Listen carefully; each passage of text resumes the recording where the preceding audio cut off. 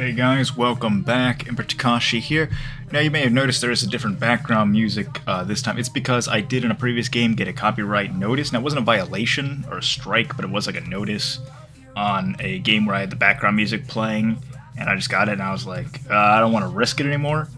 So I just, Yusuno, wrote some lyrics, made some yandere songs, and I'm going to give that a shot. If you like it, let me know in the comments. If you don't, again, let me know in the comments. Let me see how you guys react to that, see how it does. And as for that, that sums up pretty much the introduction. This is Duskbound. Now, I have not played this game before, as with most Let's Plays I do, and I do believe it is a yandere game, but I believe it is an Otome Yandere game, which means it is from a female perspective. However, I will not be doing a female voice for the protagonist because that's a little annoying. I don't mind doing a female voice for female characters, as long as they're not the main character, but I'm not doing that because, like, first of all, I say doing a female voice. I can't even do a female voice, but doing my, interpretation of one. So you'll pretty much just get normal me, and then I'll probably do a voice for the yandere character. Alright, let's go. This game contains dark and unsettling themes and may not be suitable for everyone. Would you like to see content warnings? This is going on YouTube, that might help. Let's do it. Why not? This game features textual descriptions of manipulation, blood, violence, death, murder, and dubious consent. Oh, so we might be having to do some editing on this one. We'll see. There are visual, non-graphic depictions of blood. Wait, visual, non-graphic. So I guess it shows blood, but it's not like non-graphic. That's visual, but non-graphic. I guess it just means it's not like too bad, is what I'm guessing. There is no light in the city. A dull red moon is all that illuminates our eternal night. Even the lanterns are obscured by countless moths. People trace the same paths every day, seemingly possessed by no spirit at all, simply droning on. Some days it feels like I am the only one who is alive, and everyone else is merely a ghost. It wasn't always like that. Long ago, this city shone as a beacon to all those who believe in the one Lord, until the Red Plague fell upon us, and our great cathedral was abandoned by those who proclaimed they would save us. They took the light with them when they left, but they wouldn't take everything from us. I, for one, have done my best to find hope in small things, like my meeting with him. There is no light in the city, but he is the sun.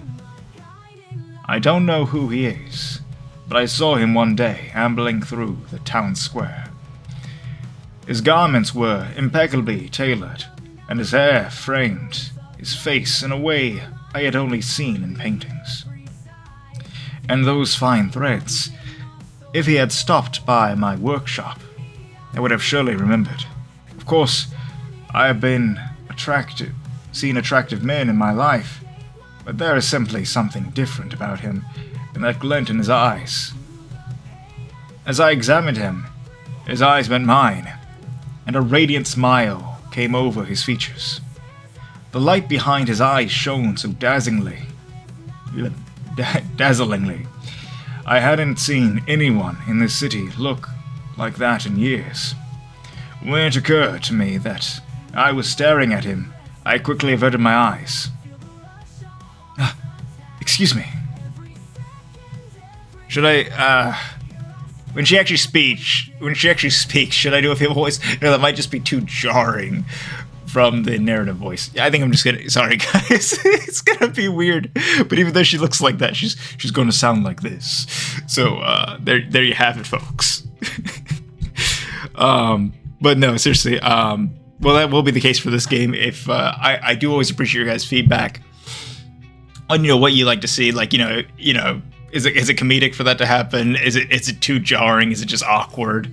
Let me know. Let me know what you guys think, and I'll try to improve. See how I change things for the future. And yeah, let's keep going.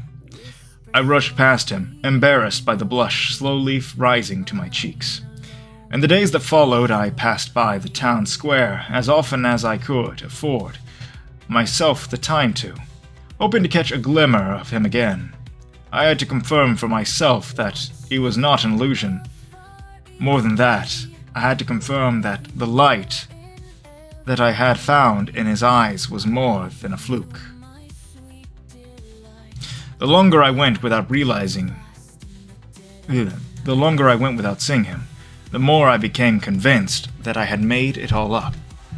That he was no different from the others, and that I was desperate for anything that would change the monotony of my dull days. But he was there again, and that same expression was unmistakably real. He was looking at me with those eyes that made me forget about this dreary place. It sent me far away. Ever since then, I couldn't get him out of my head. More so, I couldn't let go. At first, I was content glancing at him every now and then, a gentle reminder that not all is dark and not all hope is lost. But the more I gave in to thinking about him, the less I could accept the daily routine that I'd been shoving down my own throat and pretending I was content with. What I'm saying is, I grew greedy. I had been looking for an escape this entire time, not knowing how to find one. I could leave, but where to? Nothing but death awaits those that venture outside the city walls. The only solace available to me might be the arms of another, but I never found anyone fit to hold me. Still, things are different now. I have nothing to lose and everything to gain. That's why today, I'll change my fate. I swallow hard, trying to calm my quaking heart and nervous breathing. He's mesmerizing. Hello. Good day. Can I help you? I don't believe we've met. Oh, of course. Why would he remember me? The words I so carefully rehearsed failed to spill from my lips. I have seen you around in the town square. Oh no, this isn't going anywhere. Oh, I recall now. I'm sorry I didn't recognize you earlier. I don't receive guests too often. Please, come in. Why don't you join me for some tea? It's something of a hobby of mine, growing plants and combining them into interesting flavor combinations. Unfortunately, I am rather strapped for taste testers, so I'm unsure if they're any good. My face flushes. He's being so kind, but why? I'm no more than a stranger, plucked from the streets. Perhaps, could it be? He sees the same light in my eyes that I see in his. A gentle warmth spreads throughout me, and I finally find it in me to meet his gaze. That sounds lovely. I must admit, I'm no connoisseur of tea, but I do enjoy a cup every now and then. With plenty of milk, preferably.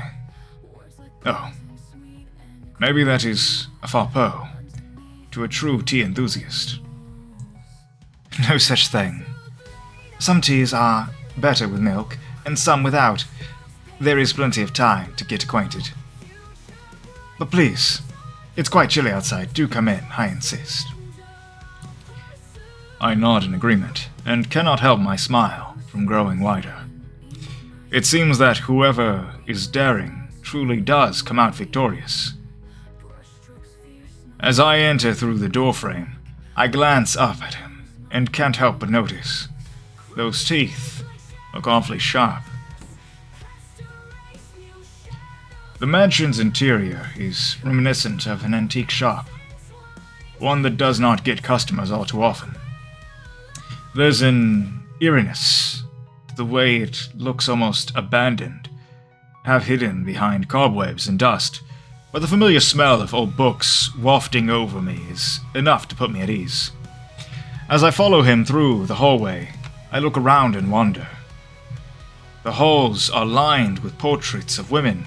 All of them look different, but bear a chilling resemblance to one another. Some of them look expressionless, others sad, or even anguished. Not one of them wears a smile, but most unsettling of all, they all remind me so very much of me. Oh no, get out of there! Danger! Danger. You know what? Curiosity killed the cat, but it also gives us lore. So, yeah, we can always replay if we end up dying. So let's ask about these portraits. What lovely portraits. The artistry is apparent, but I must say, they look so sullen. Might I ask the story of these paintings? He turns around slowly and purses his lips, as though he's unsure how to respond. After a drawn-out silence, I start. Oh, I'm sorry if I pried into something that I shouldn't have. His eyes soften. No, don't worry. It's another hobby of mine, though I fear I'm not very good at it. After all, this time painting the same subject, I have at least managed a modicum of skill in portraiture. So, they're all portraits of the same woman? Then what love he must have had for her. I feel a pang of jealousy within my gut as I picture him gazing at her intently, working to capture her likeness stroke by stroke. Don't you like them? He stares lovingly at the paintings for a moment, then directs his attention back to me. They're beautiful, truly. I wouldn't say it if I didn't mean it. However, if you wouldn't mind me asking, who is she? He chuckles, turning his gaze towards me. You're always the same. You're just the same as always. What? Can't you see? They're you. They're you. All of them are you. My beautiful pale one, shining like the moon in the night sky. How I would have loved to capture your smile. Ah, can you feel it? You feel it too, don't you? Yes, this time is different. It's different. The miracle I have been waiting for. You're drawn to me this time. You've never looked at me like that. Scarlet eyes sparkling. That face. No pain. No fear. It makes me happy. Ah, so we can play along. Or panic. We'll play along. Why not? Conflicting emotions slosh around the pit of my stomach, causing me to fall silent. I don't know how these paintings could possibly be of me, but how could I not feel flattered by such words? Our meeting in the town square must have made quite an impact on him after all. It seems he was simply afraid of overwhelming me. No, I think you're in a loop.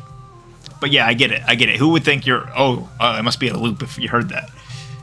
Most people probably don't jump straight to the supernatural, but as we, the ones looking in at a game, we'll go like, yeah, there's probably a loop going on. There's a loop. He's odd, but perhaps it's precisely that which has me charmed. I can't deny that the connection I feel towards him seems like something more than a whim. Something is set, a light in the air between us when our eyes meet. Something that was always in there, in my dreams, just out of reach. But he's here now, and he's real, and he feels it too. Who am I to scoff at that, when I am the only one who could possibly understand? You would compare me to the moon. It's embarrassing to admit it, but ever since I first laid eyes on you in the town square, you have been like the sun to me. You shine in these dreary days of dullness, reminding me of what good remains in this world. I bashfully squint my eyes shut and will myself to turn invisible. I can't believe I just said that out loud. If only you knew, my dear Pale One. My rays of light can only reach their true magnificence when reflected by the moon. I'd have expected a mansion of this size to have servants sweeping the floors or conversing in hushed whispers as they pass through the hallways. However, I don't see a single soul as he guides me to the drawing room. Only accompaniment, the echoed sound of our footsteps. The more I see of his residence, the more I'm reminded of a ruin, a tomb, where some nobleman lies buried beneath piles of luxuries he no longer has a use for. A deep sense of loneliness seeps out of every wall, threatening to suffocate me. I wonder how he feels, wandering through those hallways all alone. Here we are. Please, have a seat. I'll be right back. He gestures to a worn-down but clearly well-made sofa, before disappearing behind the door. I sit down and look around the room to pass the time. It's beautiful, but looks somehow disheveled. The candles stand crooked, and the candlestick and the thin layer of dust covers most surfaces in the room, further exemplifying its apparent disuse. He steps back inside, a silver tray held delicately in hand. I hope I didn't keep you waiting too long. Not at all. He swiftly places down 2 elegant teacups on the table, their aromatic steam breathing life into the stillness of the room. The sight of the lace doilies' pristine white color makes a slight worry creep up my back. I must not spill the tea. Steadying my hand, I lift the teacup and bring it to my lips. The tea ripples, and as I blow on it gently. Of course, it is entirely too hot to drink. This was merely a practice run. Perhaps a few minutes of conversation should have it ready. I take it you do not make much use of the drawing room. He lowers his cup and nods. I suppose it was obvious. The majority of time is spent in my... So I've actually seen this word before, but I think it's pronounced atelier, but I'm not entirely sure. In my atelier, or in my study when I wish to read. But typically when I see that word atelier, it's like in stories about alchemists, so maybe he's an alchemist? I mean, obviously he's a vampire, but... And a vampire alchemist? As you can likely tell by now, this place is far too spacious for me alone. Still, as long as I live in this dreaded city, I can't bring myself to abandon my family home, even if little remains of those who once called it so. Perhaps especially so because of that. I fall silent for a moment, unsure of how to respond. Should I distract him from the dreary topic by delving into our shared interest in reading? It doesn't feel right skirting around his tragedy merely because it is unpleasant. Was it the Red Plague? My sister and I lost our parents, and baby brother. It must be hard not having anyone. I did not mean to make you pity me. Death might be a consolation compared to wandering around this ghost of a city. I do hope your family is at peace. Apologies. I did not mean to dampen the mood. Now, enough of all that. Tell me, to what do I owe the pleasure of your visit? Oh no, I can't avoid it any longer. I came here for a reason, but it would be absurd to lay it on the table like this so soon. Then again, with the things he has said before, it feels as though he already knows my heart. Is there any point in hiding it anymore? Yeah, sure, let's just... We're going all in anyways, why not just go ahead and confess, you know? Go ahead, liven up the atmosphere. It's like, sure, he seems to know us after all quite a bit. So I don't see how this could possibly go wrong, guys. Right? Right, let's do it. Perhaps against my better judgment, I muster up the courage to get the words out of my mouth. I'm about to say something insolent and brash. Will you forgive me? You say something to me, and I'll accept it. Oh, sorry. You can say anything to me, and I'll accept it. My forgiveness is always irrevocably yours. Something about the kind look in his eyes and the candor in his words gives me pause. I do not deserve his warmth. The reason I came here today is because I cannot forget about you. I simply cannot let you go. Ever since the eternal night fell, everyone in the city has been lost. They aren't alive. They're only puppets acting out some play. Long after the audience has left, I too was lost, but when I looked into your eyes, for the first time I felt found. You aren't like them. You are the only person in this world who feels real. I know this sounds like insanity, and you are free to send me away. I have seen the way you look at me. If it is as I suspect, and this feeling is something you recognize, then please, let me stay by your side. My heart pounds against my chest, but I feel relieved to finally speak aloud the feelings I held inside, no matter what comes next. I cannot believe it. Joy, elation, words fall short of describing the feelings you've stirred inside me. I was right this time. Finally, you have come to your senses, and I've come to see that you belong to me. He holds out his hand to me. It doesn't matter that I do not understand why. None of this matters. Only he and I exist. And that is the truth. Briefly, I think back to my house, to my workshop, where I make the same dreamless robes, day after day, until my hands can remember the steps better than I remember the faces of my parents. To my sister, who, try as she may to suppress it, holds that quiet resentment in her gaze as she looks at me. Why was I the one who lived, and not my precious brother? And now, I can leave it all behind. None of those ties have to bind me as long as I have another thread to hold on to. Take his hand.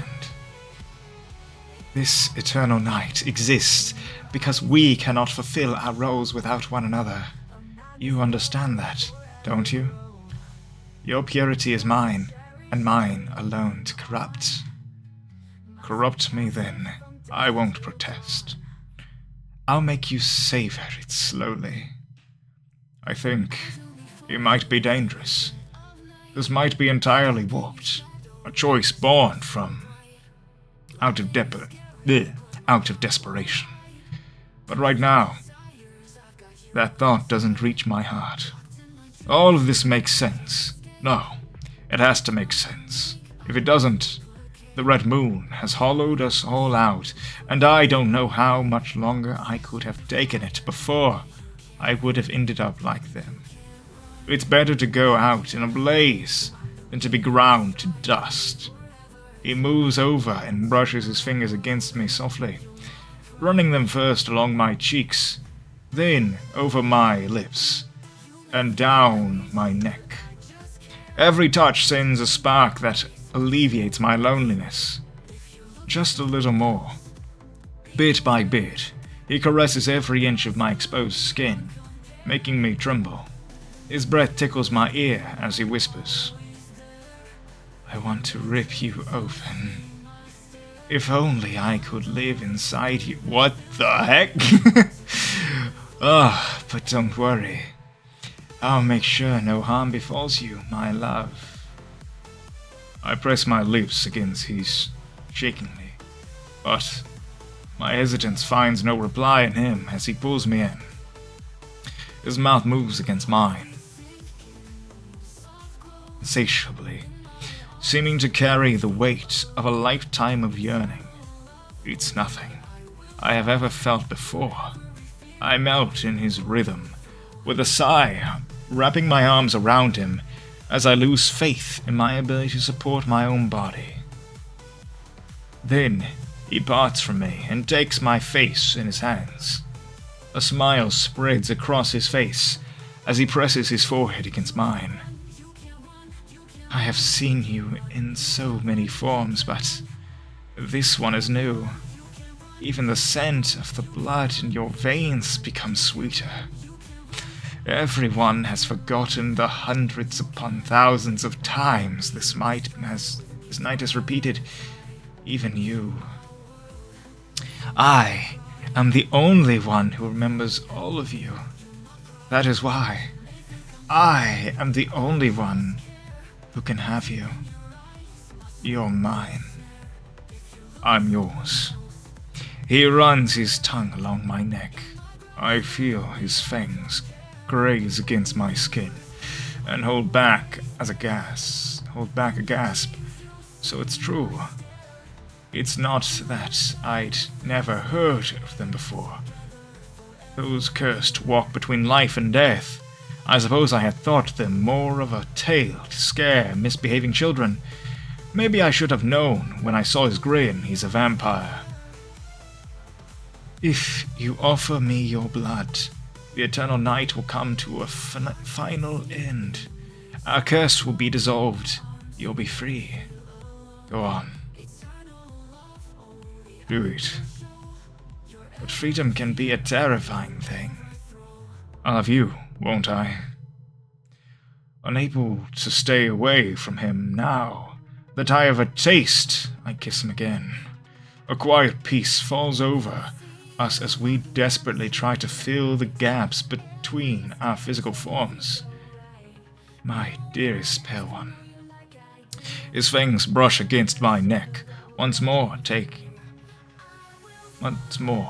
but they ask to sink deeper this time. Taking a deep breath, I give a small nod. He breaks my skin, and I shut my eyes tightly. It burns white hot, but the pain isn't unpleasant. Absolutely delicious. I feel him softly chuckle against me. Tastes better without resistance after all. He desperately drains me to the point where I start to feel lightheaded and loosen my grip. I tug at his back and he pauses to look down at me. My weakened body collapses onto his as the world stirs. Through closed eyes I can feel it, an unfamiliar sensation. Warm, thin strokes of light filter through the window. Ah! I open my eyes in shock and cling onto him, lacking the strength to lift my arms. It seems my curse does not end here. What? No, wait! He slowly raises a limp hand towards me. I am Moon. He hacks and coughs, with features scrunched into anguish as flames clutch at his back. The first light of dawn is no sweet relief to a creature of the night. How could he not have known? Or did he know? Do I detect the faintest trace of a smile amidst all the pain? Or is it merely a trick of the light? The crackling noise makes me wince as a horrible stench emerges from his charred and twisted skin. Smoke climbs through my nose and my mouth, suffocating me slowly. I can no longer tell if my tears are from the pain or from the tragedy of this outcome. Can my body quail these flames, or will they simply spread and consume me? Is there anything I can do? Don't go. You can't. No, please. You can't leave me behind. What am I supposed to do without you? But he has no mouth to respond to me with. Before me lies nothing but a pile of ash. In 3, unfit to meet the light of day. Well, There we go. We reached the first ending, and in 30 minutes at that. Not too bad. Not too bad at all. I hope you did enjoy this recording of Duskbound. Again, guys, some new things here. This is the first time doing an Otome game on the channel. This was our first time with my new music in the game, because I did do another video with it, but I haven't uploaded it yet. I actually posted a poll about that on my channel. If this is really late, you guys would be like, yeah, that poll's like years old. But if you are watching this now, you know, it might still be up. If you are watching a retro goes up, it might still be up. And also, so I just want to hear your guys' feedback on all that. You know, are you cool with the Otome games? You know, as long as it's Yandere, as long as we can keep that theme going. Because again, I think I am starting to run out of Yandere games. There are some others. Some I won't play, like our Yandere simulator. That's not really the kind of vein I'm going from. I'm more so interested in the visual novel ones. Of course, if there's like other ones that are really well made and that have good story to them, let me know. Any that you guys recommend, of course, I completely appreciate that. And this one, I'll probably do a few more of the endings with it. I'll probably come back to it. But I'll probably upload this one actually before doing those, and see how you guys react to them. Anyhow, guys, again, I love you all, and I'll see you in the next one. Laters.